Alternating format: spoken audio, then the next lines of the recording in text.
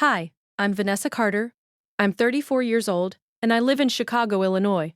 What I'm about to tell you started with a simple lottery ticket, but it ended with a family meeting that changed everything I thought I knew about my parents.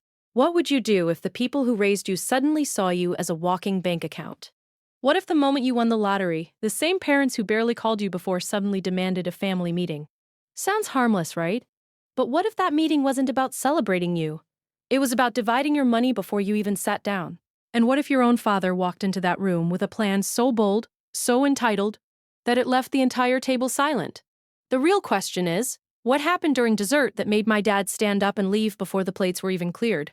It was a Friday evening in Chicago, and I remember it clearly, because it had been one of those exhausting weeks that seemed determined to drain every ounce of patience I had left. My name is Vanessa Carter. I am 34 years old.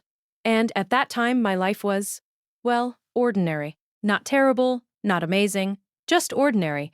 I worked long hours at a mid-sized consulting firm downtown. The kind of job where your inbox fills up faster than you can empty it. Where meetings could have been emails, and emails sometimes felt like small novels. That particular Friday had been especially brutal. My boss wanted a presentation redone 3 times.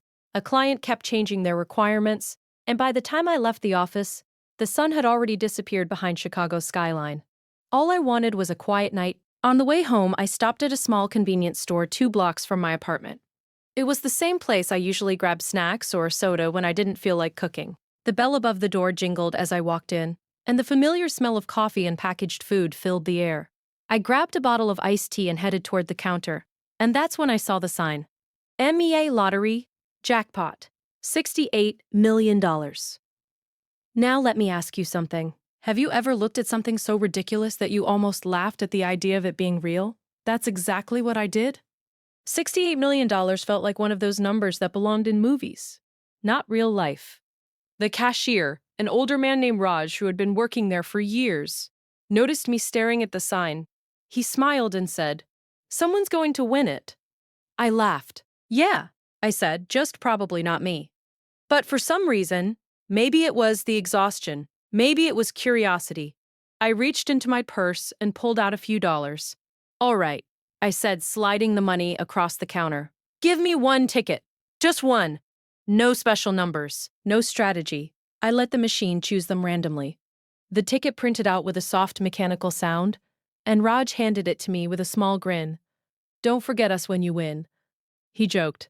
I folded the ticket, slipped it into my wallet, and walked home without thinking about it again. Seriously, that's the funny part about life-changing moments. They often begin in the most forgettable ways. The next morning was Saturday. I woke up late, made coffee, and sat by the window of my apartment overlooking the street below. Chicago mornings had a calm energy to them, especially on weekends. People walking their dogs, cars moving slowly, the distant sound of the train. I opened my phone and started scrolling through the news. That's when I saw the headline. Winning numbers announced for $68 million jackpot. And suddenly, I remembered the ticket. Now listen, I wasn't expecting anything. In fact, I almost didn't bother checking. I had bought lottery tickets a few times in my life before, and they always ended the same way. 5 seconds of hope. 5 seconds of hope followed by instant disappointment. Still, curiosity got the better of me. I reached into my wallet, pulled out the ticket, and laid it on the kitchen table. Then I read the numbers on my phone. The first number matched. I blinked. "That's weird," I muttered. The second number matched. 2. "That's weird," I muttered. The second number matched too. Now my heart started beating a little faster. By the time the third number matched, my stomach dropped. I remember standing up from the chair because suddenly sitting felt impossible. My hands were shaking so much I had to hold the phone with both of them. 4th number, match. 5th number, match. At this point, I wasn't breathing normally anymore. My chest felt tight, and the room suddenly seemed very quiet. There was only one number left. The final number, the Powerball. I stared at the screen, then slowly looked back down at the ticket. And when I saw it, I actually laughed. Not a happy laugh, more like the kind of laugh you make when your brain refuses to process reality. Because the number matched. Every single number matched. For a full minute, I just stood there in my kitchen, staring at that piece of paper. Okay, hold on," I whispered to myself. I checked the numbers again, and again, and again. And again. Each time the result was the same. I had just won $68 million. Now imagine this moment for a second. 1 minute you're drinking coffee in a small apartment, worrying about work deadlines and grocery lists. And the next minute your entire life has changed. My legs felt weak. So I sat back down at the table. I didn't scream. I didn't jump around. Honestly, I just sat there staring at the ticket like it might disappear if I blinked too hard. And then the thoughts started. What do I do now? Who do I call? Should I even tell anyone? You see, people think winning the lottery is pure happiness. And sure, there's excitement, but there's also something else. Fear, because suddenly you realize something important. Money doesn't just change your life. It changes how people see you. At first, I decided to keep it quiet. I told myself I needed time to think, to talk to professionals, to figure out what this kind of money even meant. But here's the thing about big news. It rarely stays secret for long. A few days later, the lottery office confirmed the winning ticket had been sold at the convenience store near my apartment. Raj recognized me almost immediately when reporters started asking questions about who had bought tickets that night. And somehow, the news made its way to my parents. The phone call started almost instantly. My mom called first, then my dad, then my brother. Their voices were excited, curious, maybe even a little shocked. But something about the tone felt different. At first, they said they were proud of me. Happy for me. They talked about celebrating together. And then my dad said something that made me pause. Vanessa, he said slowly, we should probably sit down as a family and talk about this. I asked, talk about what? He replied, about what this money means for all of us. A few hours later, my mom sent a message in the family group chat. Family meeting this Sunday. Everyone should come. Now let me ask you something. When your family calls a meeting about money you just won, is that really about celebration, or is it about something else entirely? Because what I didn't know yet was that dinner that Sunday night wasn't going to be a celebration at all. It was going to feel more like a boardroom negotiation. And by the time dessert came around, my father wouldn't even be sitting at the table anymore. The moment my mom sent that message in the family group chat, something about it didn't sit right with me. Family meeting this Sunday. Everyone should come, not dinner. Not celebration, not even let's get together. A meeting. Now, I don't know about your family, but in mine, the word meeting usually meant one thing. Someone had already made a decision, and the rest of us were just there to hear it. At first, I tried to brush the feeling off. Maybe I was overthinking it. After all, winning $68 million isn't exactly normal family news. Of course people were going to want to talk about it. Still, the tone felt strange. My dad called me later that evening. Vanessa, he said, his voice unusually serious. It's important that we all sit down and discuss things properly. Discuss what? I asked. Well, he replied, clearing his throat, money like that changes things. It affects the whole family. That sentence stuck with me. The whole family. I hadn't even received the money yet. I hadn't made any plans. I was still trying to figure out how taxes worked on something like that. But somehow the conversation had already shifted from my lottery win to our family situation. Still, I agreed to come. Sunday evening arrived faster than I expected. My parents lived in a quiet suburb about 40 minutes outside Chicago. The same house I grew up in, 2 stories, white siding, a big maple tree in the front yard. Normally, walking up that driveway felt comforting, but that night, something felt tense. There were more cars parked outside than usual. My brother Daniel's truck was there, my Aunt Carla's sedan, even my cousin Mark's old Honda. I stopped halfway up the walkway and stared at the driveway. Why are they all here? Nobody had mentioned a big gathering. As far as I knew, this was just supposed to be my immediate family. But clearly, that wasn't the case. When I stepped inside the house, the first thing I noticed was how quiet it was. Not the normal kind of quiet, more like the kind of silence you hear before a big announcement. Everyone was sitting in the dining room. Everyone was sitting in the dining room, and I mean everyone. My mom stood up quickly when she saw me. Oh, good you're here, she said, smiling a little too brightly. I walked in slowly, looking around the table. My dad sat at the head like he always did, hands folded together. My brother Daniel sat to his right, scrolling through his phone. Aunt Carla and cousin Mark were already seated with drinks in front of them. It didn't look like a family dinner. It looked like a business meeting. Vanessa, my dad said, gesturing to the empty chair across from him. Have a seat. I sat down. No one touched the food yet. Plates were set, but the meal hadn't started. Instead, everyone looked at me. You know that feeling when you walk into a room and realize you're the topic of conversation? That's exactly what this felt like. My dad leaned forward slightly. First of all, he said, we're all very proud of you. A few people nodded. Winning the lottery is an incredible blessing. A few people nodded. Winning the lottery is an incredible blessing. Thank you, I replied cautiously. Then he continued, but with something this big, it's important that we approach it responsibly. There was that tone again. Responsible, organized, planned. My brother finally spoke up. Yeah, Daniel said casually. Money like that can disappear fast if you're not careful. I raised an eyebrow. I'm aware of that. My dad nodded slowly. That's why we thought it would be helpful to discuss a plan. Now let me tell you something. The moment someone says we thought it would be helpful, it usually means they've already had the conversation without you. And that's exactly what this felt like. My mom brought out dinner, placing plates in front of everyone. But the focus of the room wasn't the food. It was me, or more specifically, the money. My dad cleared his throat again. You see, Vanessa, he said, our family has always believed in supporting each other. I nodded slowly. That's true. And now, he continued, you're in a position where you can really make a difference for everyone here. There it was, the shift. Not if you want to help. Not what are your plans. But you can make a difference for everyone here. I glanced around the table. Aunt Carla was watching me carefully. Cousin Mark leaned back in his chair like he was waiting for something. Even my brother had stopped looking at his phone. That's when the realization hit me. This meeting wasn't spontaneous.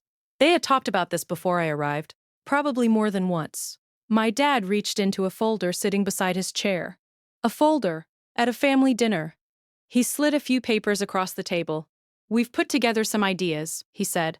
Ideas. I looked down at the papers, but didn't pick them up yet. What kind of ideas? I asked. My dad smiled in that calm, confident way he used when he thought he had everything under control. Just some thoughts about how the money could help the family long term. Suddenly, the room felt smaller, because at that moment I realized something important. This wasn't about celebrating my win. This wasn't about asking how I felt. This wasn't even about giving advice. This was about dividing something that didn't belong to them. And the strangest part, they all seemed to think this was perfectly normal. I slowly reached for the papers and glanced at the first page. The title alone made my stomach tighten. Proposed Family Financial Support Plan. I looked back up at my dad. You made a plan, I asked quietly. He nodded. Well, more of an outline. Across the table, my brother leaned forward. Honestly, Vanessa, he said, it just make as sense to organize things early. Organize things. I hadn't even cashed the ticket yet. And already they were organizing my money. That's when I understood something very clearly. This family meeting wasn't about congratulations.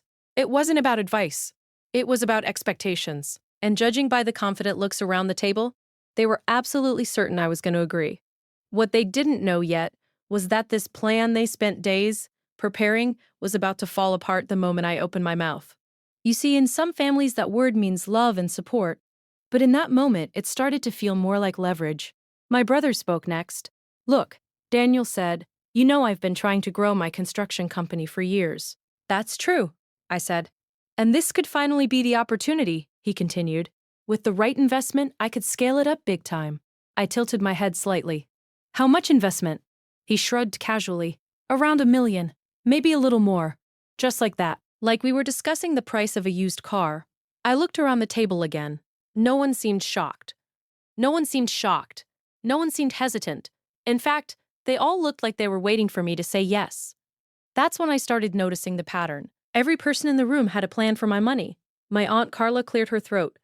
Well, since we're being honest, she said, you know the situation with my credit cards and medical bills. I nodded slowly. She sighed dramatically. I've been drowning in debt for years. Then she looked directly at me. Something like this could really change my life. I understood that feeling. Debt is hard, but what caught my attention was the assumption behind her words. Not could you help me, but you should help me. My cousin Mark chimed in next. And my student loans are insane, he added quickly. If those disappeared, I could actually star. Tea saving for a house. Now listen, at this point, dinner hadn't even started. The food was sitting there getting cold. And somehow we had already moved from conversation to a full-blown financial wish list. I leaned back in my chair and folded my arms. Can I ask something? I said. My dad nodded. Of course. When did you all talk about this? The room went quiet for a moment. Then my brother answered. Well, after the news came out. How many times? I asked. No one responded. And that silence told me everything. They hadn't just talked about it once. They'd had multiple conversations, meetings, discussions, plans, all without me. My mom tried to smooth things over. We were just trying to be proactive, she said gently. But you never asked what I wanted, I replied. That sentence hung in the air like a heavy cloud. My dad shifted slightly in his chair. Vanessa, he said patiently, this isn't just about what you want. There it was. The sentence that changed the entire mood of the night. It's about responsibility, he continued. When someone in the family succeeds like this, it lifts everyone. I looked at him carefully. Or it funds everyone, I said quietly. My brother let out a small laugh. Come on, don't make it sound like we're robbing you. I raised an eyebrow. Well, it does feel a little like you're spending money I haven't even touched yet. Aunt Carla frowned. Vanessa, we're not strangers. We're your family. I nodded slowly. Exactly. And that was the problem.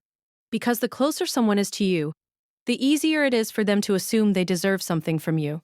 The mood at the table started shifting. The smiles were fading. The casual tone was disappearing. My dad pushed the paper slightly closer to me. Just take some time to review everything, he said. You'll see, it's reasonable. I looked down again.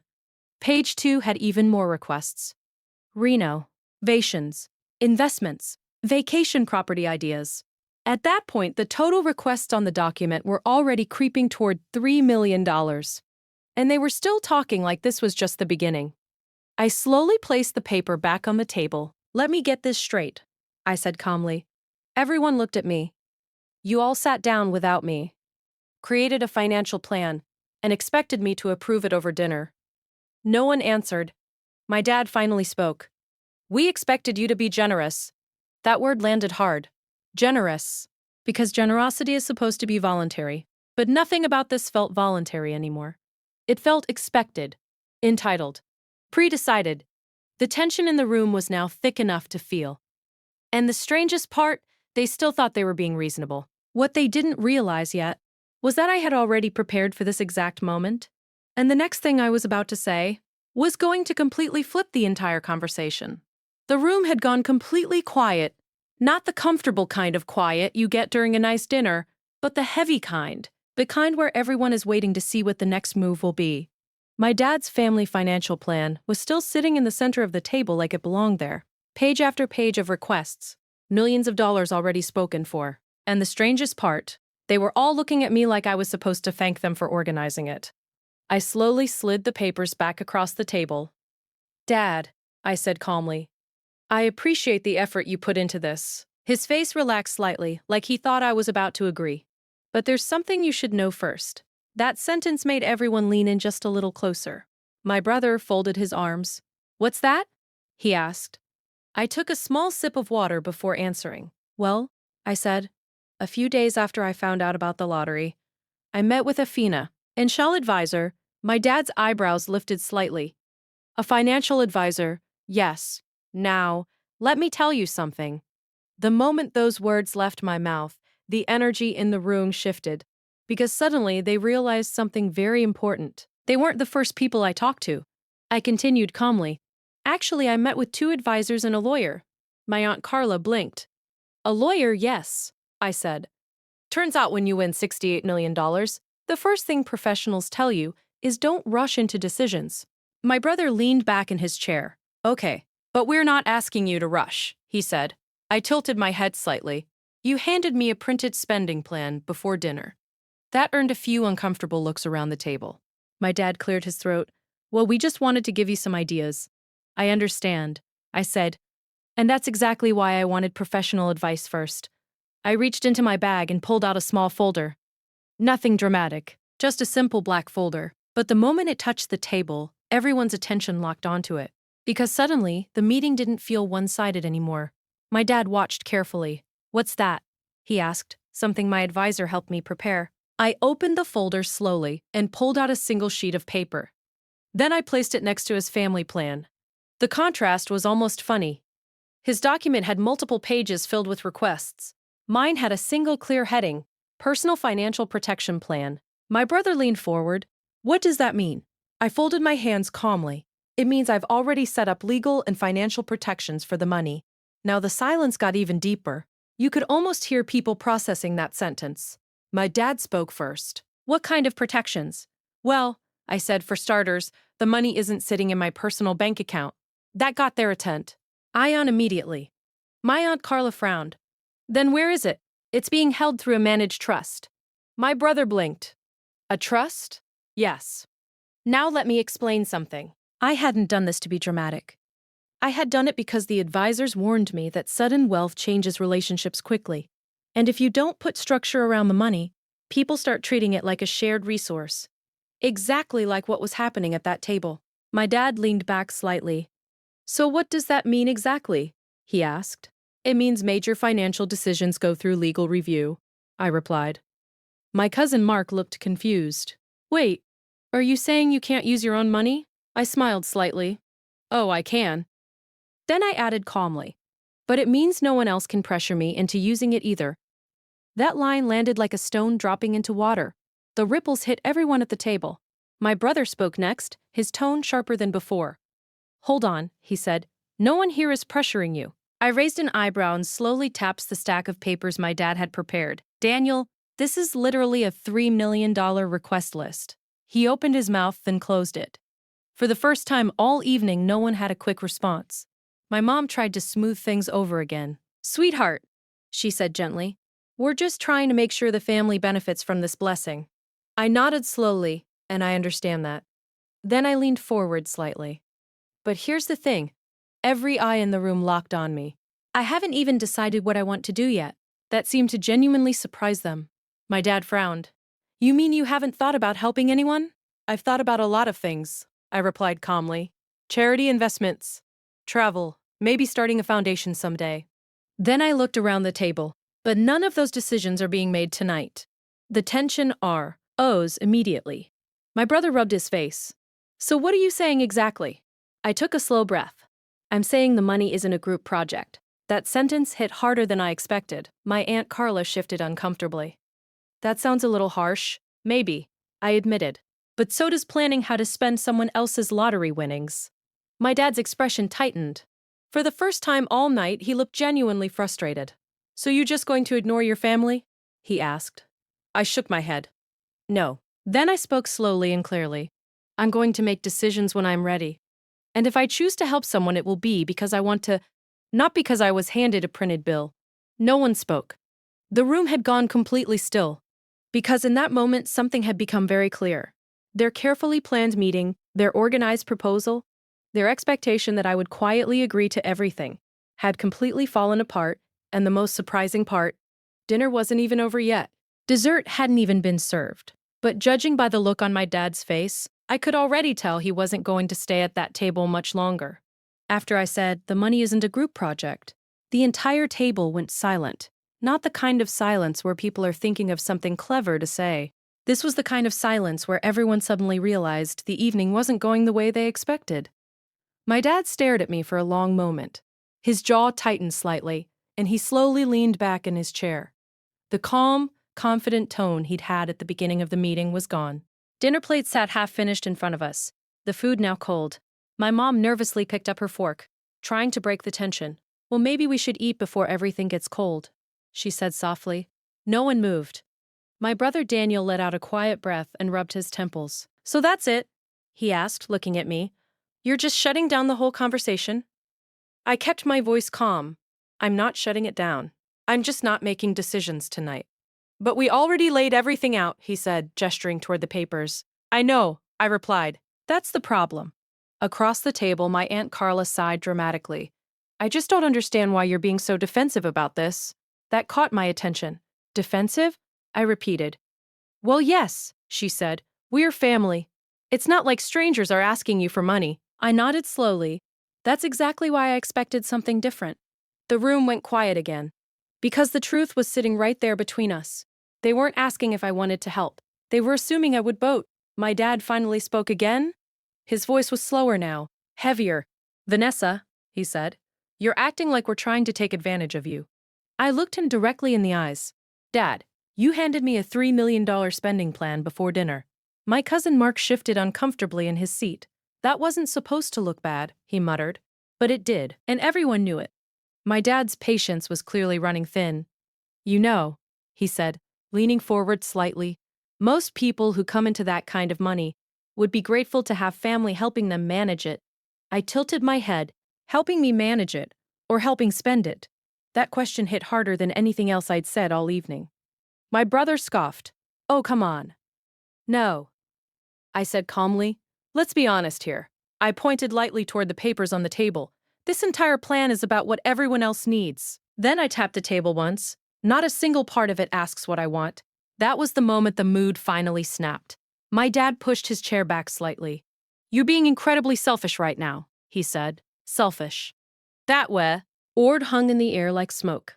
I felt my chest tighten for a moment, but I kept my voice steady. Selfish for wanting time to think about my own money. My mom tried to intervene again. Let's all calm down, she said. This doesn't need to turn into an argument. But it already had. My brother leaned forward again. You know what Daniel said? This whole thing feels like you don't trust us. I let out a quiet breath. This whole thing feels like none of you trust me to make my own decisions. That landed harder than I expected. For a moment, no one spoke. Then my dad slowly stood up. The legs of his chair scraped loudly against the floor. Everyone looked at him. What are you doing? My mom asked. I'm done with this conversation, he said flatly. He picked up his napkin and dropped it on the table. Across the room, the kitchen timer suddenly beeped. My mom had been warming up dessert, a cherry pie she'd made earlier that afternoon. Under normal circumstances, that pie would have been the highlight of the night. But tonight, no one even looked at it. My dad grabbed his jacket from the back of his chair. Dad, I said quietly, you're really leaving. He turned toward me, his expression somewhere between frustration and disbelief. I didn't raise you to act like this, he said. That sentence stung more than I expected. But I didn't back down. You didn't raise me to let people make decisions for me either, I replied. The room went completely still. For a moment it looked like he might say something else. But instead, he shook his head. Then he walked toward the door. No goodbye, no dessert. Just the sound of the front door opening and then closing behind him. My mom stood there in the kitchen holding the pie server, looking completely stunned. Well, she whispered. That escalated quickly. Daniel leaned back in his chair and crossed his arms. Unbelievable. He muttered. My Aunt Carla avoided eye contact completely. And my cousin Mark stared at the table like he suddenly wished he'd never come. I sat there quietly for a moment, letting the silence settle. Because the truth was, I didn't feel angry. I felt clear. For the first time since winning the lottery, I understood something important. Money doesn't just reveal opportunities. It reveals expectations. And sometimes it reveals people. My mom finally set the pie on the table. Does anyone still want dessert? She asked weakly. No one answered. I stood up slowly and grabbed my coat. I think I'm going to head home too, I said. My mom looked at me, her expression softer now. Vanessa, your father will calm down. Maybe, I said gently. Then I added something that surprised even me. But tonight showed me something I needed to see. She didn't ask what that was. Maybe she already knew. I walked out of the house and into the cool Chicago night. The street was quiet, the maple tree in the yard rustling softly in the wind. As I got into my car, I realized something strange. Winning the lottery hadn't changed my life the most. That dinner had. Because sometimes the real jackpot is finally learning where your boundaries need to be. If this story made you think for even a second, I want to ask you something. What would you do if your own family started planning how to spend your money before you even touched it? Would you stay quiet to keep the peace, or would you stand your ground like Vanessa did? Stories like this remind us that money doesn't just change situations. It reveals people. So tell me in the comments, was Vanessa right to protect her money, or should she have helped her family right away? And if you enjoy powerful real-life style stories about family drama, revenge, and shocking twists, like this video, comment your thoughts, subscribe to the channel so you never miss the next story that will leave you thinking long after it ends. Trust me, the next story might be even crazier.